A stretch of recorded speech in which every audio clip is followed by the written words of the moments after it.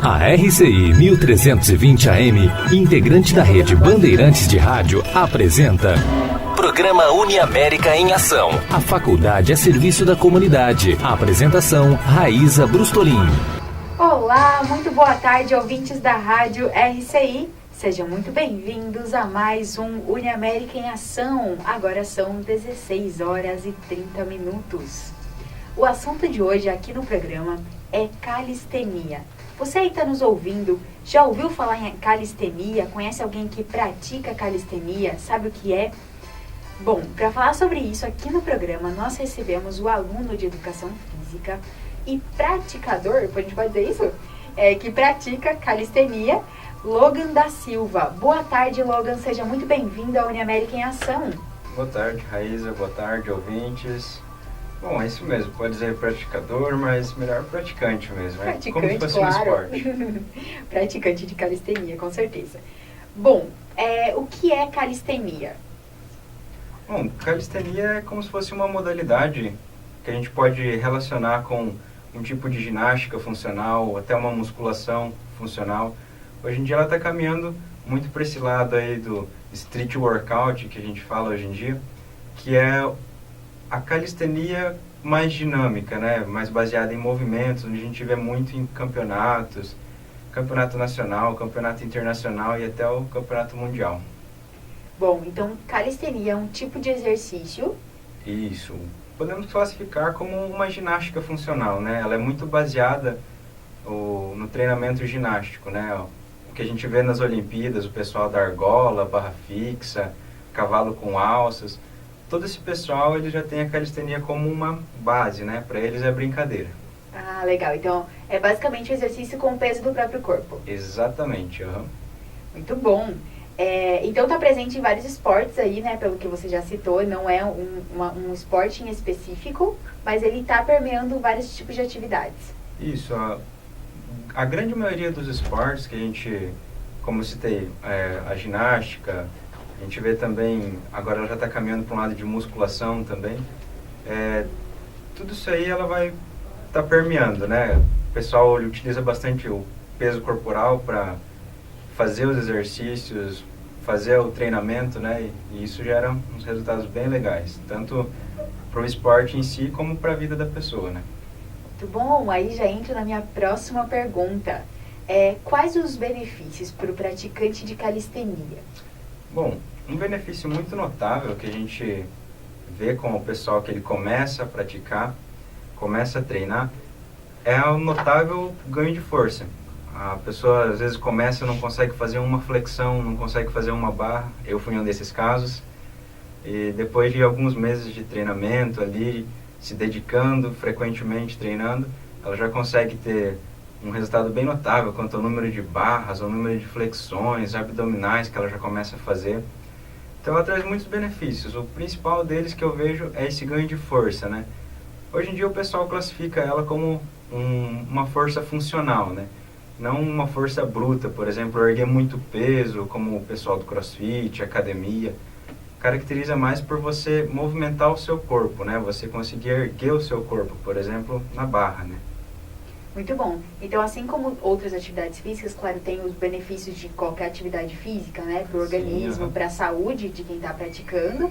E, além disso, o ganho de força é específico dessa atividade. É bem interessante esse ganho de força funcional, né? Por exemplo, para alguns esportes, algumas atividades, a gente recomenda que o praticante ele venha trabalhar mais com calistenia do que com musculação, por exemplo. Por exemplo, um cara que ele é escalador. Para ele não compensa ter um corpo muito cheio de músculos como um fisiculturista, né? Vai ficar muito pesado para fazer o esporte. Aí já pela calistenia ele consegue ter um ganho de força muito maior sem ter um volume tão grande, né, de músculos. Muito bom. Isso acontece também, não sei se é viagem minha, mas a questão da corrida, o peso da pessoa também não pode ser tão pesado, né? É melhor que não seja, né? Para maratonistas, pessoal que corre, gosta de fazer circuitos, né? Correr pela mata, alguma coisa assim, né? Também é melhor que ela venha trabalhar mais com o peso corporal dela. Porque daí ela vai estar trabalhando ali com exercícios, por exemplo, de calistenia, ela consegue gerar um ganho de força, agilidade O que, por exemplo, se ela tivesse uma hipertrofia muito alta, ia ser um pouquinho mais difícil, né? A questão da agilidade, da força, né? Tem até uma referência bem interessante de um livro que ele mostra, né, que um músculo ele consegue ir aumentando de força e tamanho até um certo ponto, né? Ou seja, a força ela é uma grandeza indiretamente proporcional ao tamanho do músculo. Conforme o músculo vai ficando maior, ele vai ficando mais forte. Porém, chega um certo ponto que ele vai ficar maior e ele vai perder certa força que ele adquiriu para sustentar a estrutura, né? Então, se você é alguém que gosta de correr, fazer alguma atividade mais funcional, assim, e não propriamente dito erguer peso, né? A calistenia é uma ótima opção.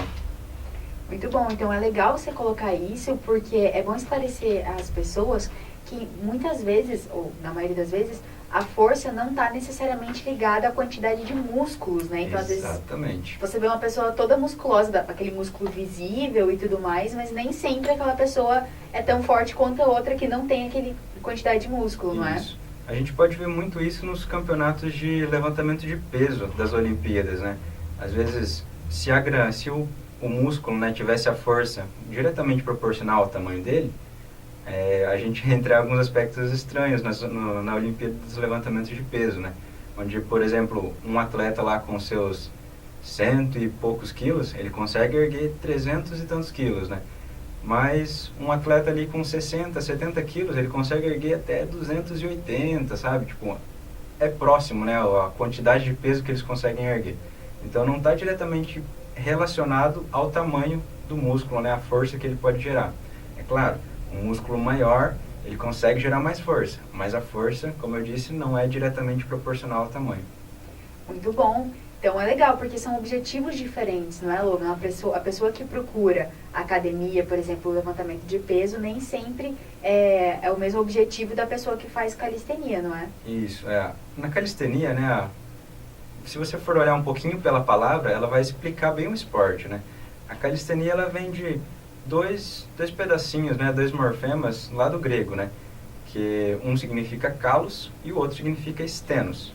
Onde kalos, pelo grego, é belo, bonito, e stenos é força, vigor, né? Então, o resultado de quem pratica calistenia é ter um corpo belo, mas ao mesmo tempo forte. Aí você pode dizer, né, que beleza é relativa, né? Cada um consegue ter o seu padrão, né? Mas, assim, ela consegue ter um corpo esteticamente bonito. Claro, vai ser um pouco mais difícil de atingir um nível de, por exemplo, um fisiculturista, né? Arnold Schwarzenegger, por exemplo. Mas ela consegue ter um corpo bem legal esteticamente. Quando a gente fala em definição, ela está mais ligada ao percentual de gordura que a pessoa vai ter do que propriamente ao quanto de músculo, né? Muito bom. Então, beleza. Você falou, né, por exemplo, do seu caso, que no início você não conseguia fazer tantas repetições e tudo mais. A pessoa que quer se tornar um praticante de calistenia, ela precisa ter algum preparo anterior? Ela precisa ter um certo biotipo, um certo perfil? Não necessariamente, né? Todos os biotipos, né, eles conseguem praticar calistenia. Vai ficar mais difícil se a pessoa tiver alguma deficiência, né, algum problema físico, alguma restrição médica, né? Que daí isso, como em todos os esportes, a gente tem que cuidar, né? Mas, por exemplo, a pessoa que ela é acima do peso, ela pode praticar. A pessoa que é bem abaixo do peso também pode praticar. Quem está normal ali, então, não tem desculpa nenhuma, né? É claro, no começo a gente sofre, né? O pessoal costuma dizer que os 3 primeiros meses são os mais difíceis, né? Mas você vai aumentando a intensidade e no final, quando você vê, o seu nível subiu lá em cima já e você ainda está praticando ali, feliz da vida.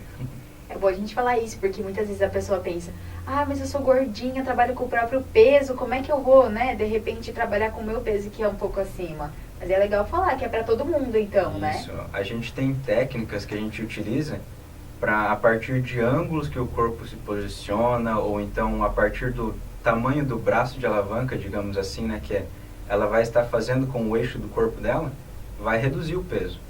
Então, por exemplo, um exemplo claro, né, é uma flexão de braço ali, ou apoio frontal, que o pessoal está acostumado a falar, né? Quando ela vai fazer o apoio frontal ali, vai ser mais difícil se ela fizer só com a ponta dos pés e a ponta das mãos no chão, do que se ela colocar os joelhos, né? Se ela coloca os joelhos no chão para fazer o apoio, ele se torna bem mais fácil, né? A gente diminui o braço de alavanca ali com relação ao eixo, né? Fica bem mais leve para fazer.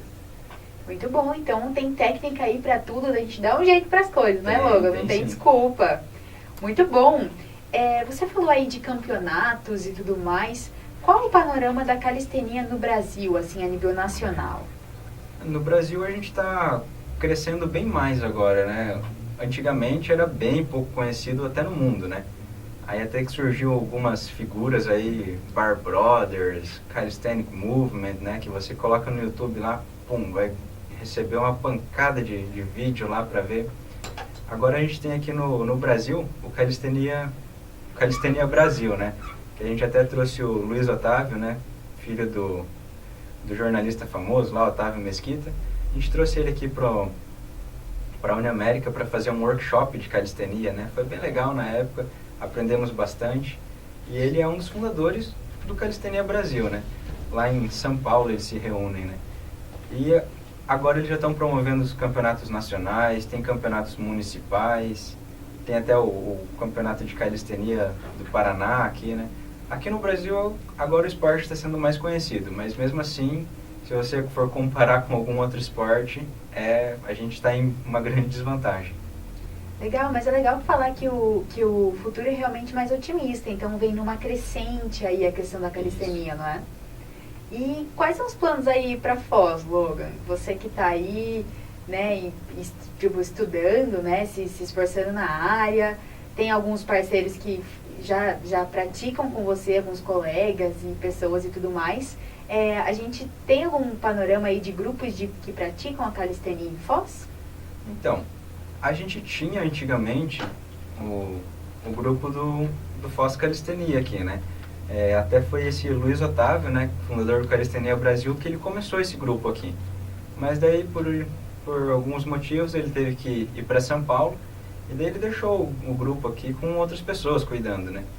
Aí não sei o que aconteceu, o pessoal desanimou e o grupo acabou morrendo, né? Nessa época eu nem conhecia o esporte, eu nem praticava, né?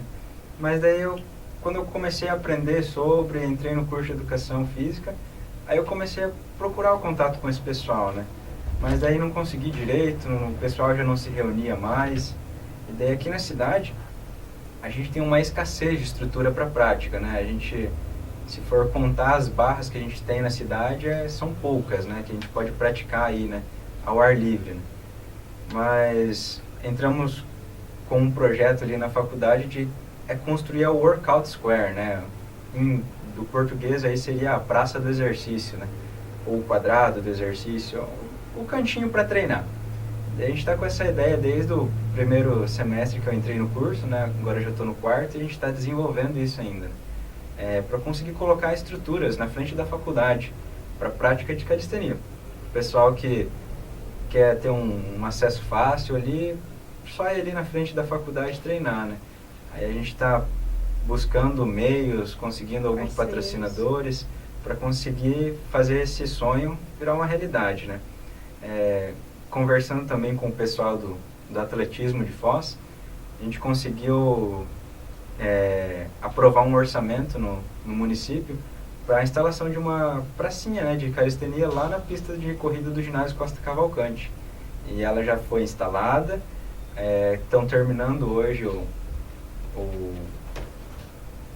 chão, né, a pavimentação lá do local, e foi bem bacana. O pessoal super gostou da ideia de começar ali uma base, né, fazer um objetivo bem bacana, e a pracinha está lá em...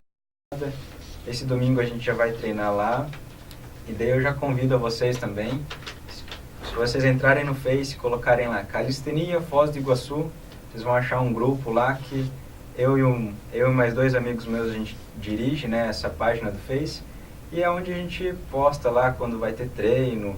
O pessoal que está interessado pode mandar mensagem por lá para procurar a gente.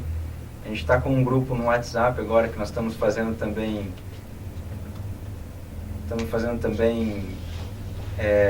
a reunião do povo, né, chamando o pessoal para ir treinar, divulgando.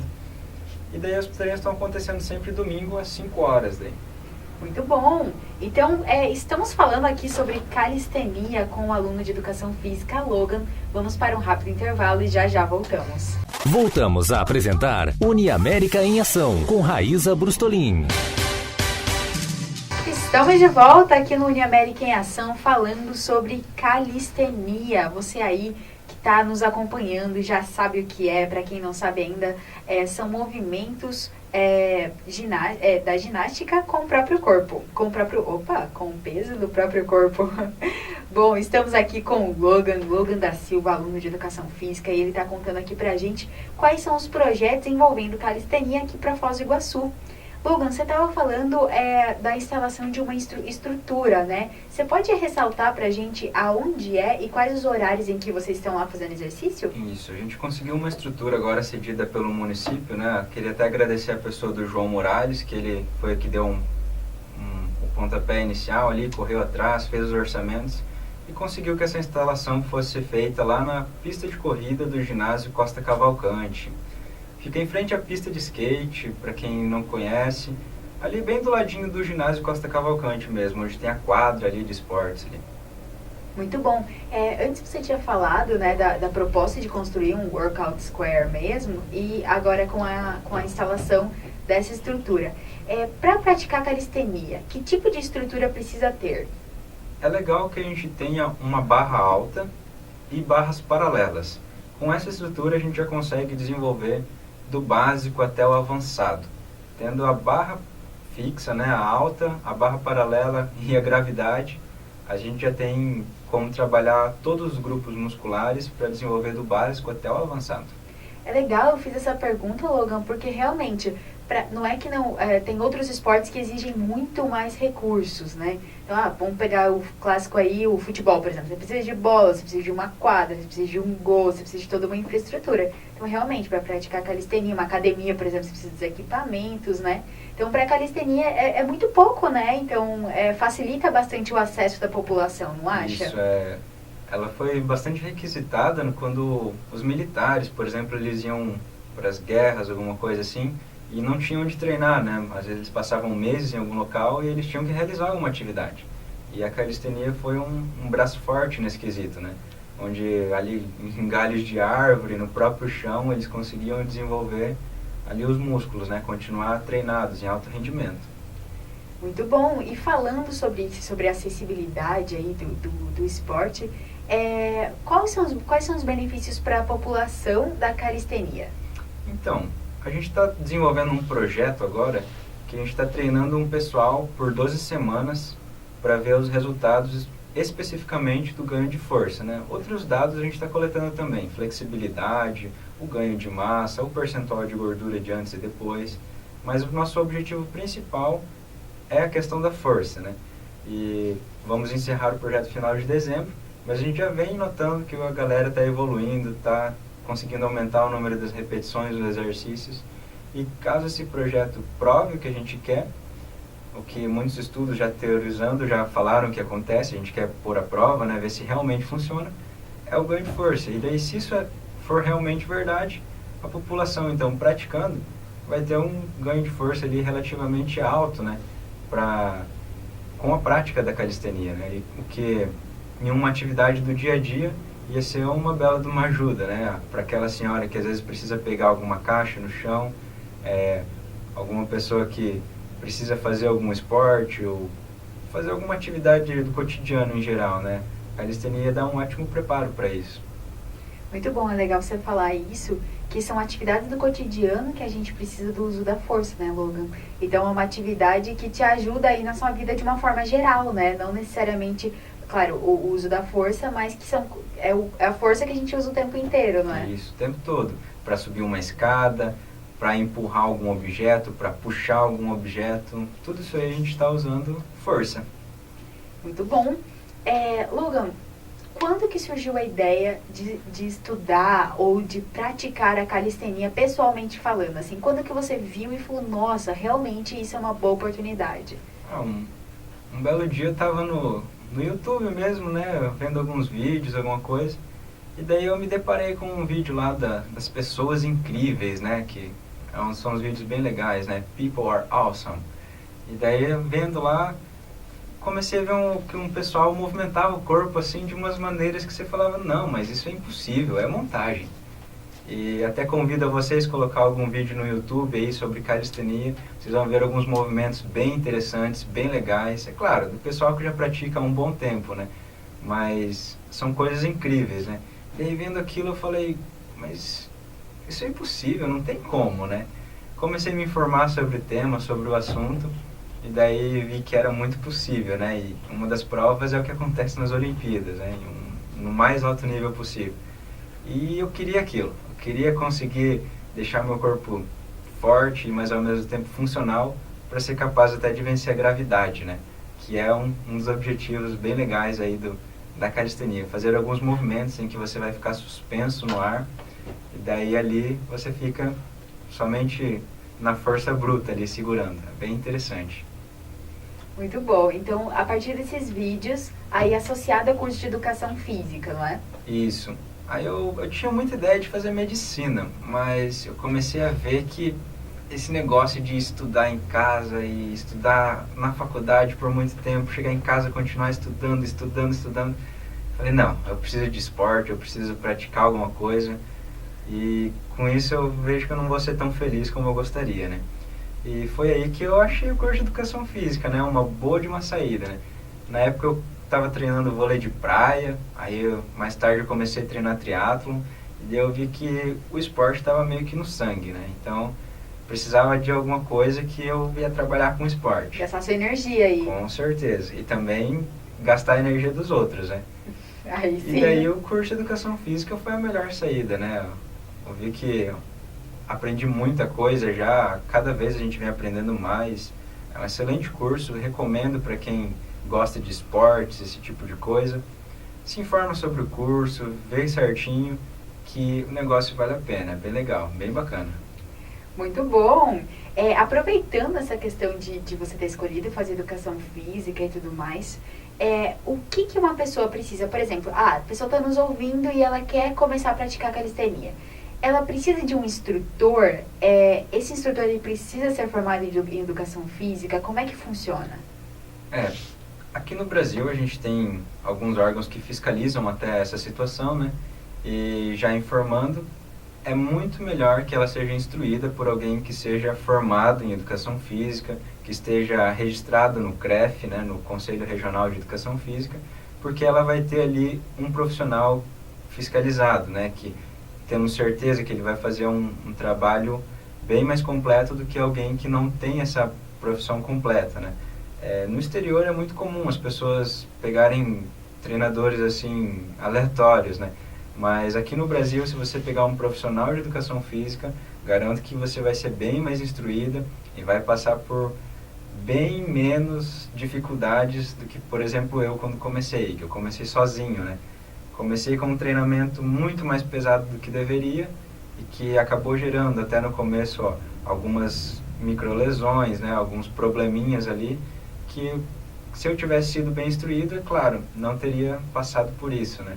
Então, recomendo fortemente que procure, sim, um profissional de educação física para qualquer atividade que você for desenvolver. Isso é muito importante, tanto para a sua saúde quanto para o seu rendimento. É muito bom, a gente sempre ressalta isso aqui no programa, Logan, até inclusive a gente recebeu os professores de nutrição, que acontece muito isso com nutrição também, que às vezes as pessoas, elas veem coisas na internet, ainda mais agora que a gente tem muita informação, mas muita informação equivocada, né? Então as pessoas acompanham blogueiros, youtubers e veem coisas às vezes muito boas, mas que tem todo um respaldo ali, uma contextualização que muitas vezes não serve para a pessoa ou que é equivocado mesmo, que a própria pessoa do vídeo ou do site, ela mesma está fazendo algo que não é muito aconselhável, né? Então é legal que realmente, por exemplo, a vontade de fazer calistenia despertou, talvez por vídeos no YouTube, e com certeza é muito legal, é muito importante que essa divulgação seja feita, mas é muito importante também a criticidade de quem está assistindo, de quem está acessando o conhecimento, na verdade, principalmente quando envolve saúde. Eu acho que você falou tudo, né? envolve o seu corpo, envolve, né, a sua saúde, questões muito pessoais, né?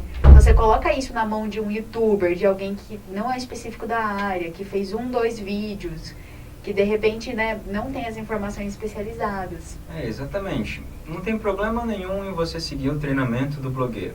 O importante é que você chegue em um profissional de educação física, contrate ele e fala, eu quero fazer esse treino. Tem como eu conseguir fazer esse treino? Garanto que se o treino for mais difícil do que deveria para você, esse profissional vai te instruir certinho até você conseguir chegar na intensidade desse treino.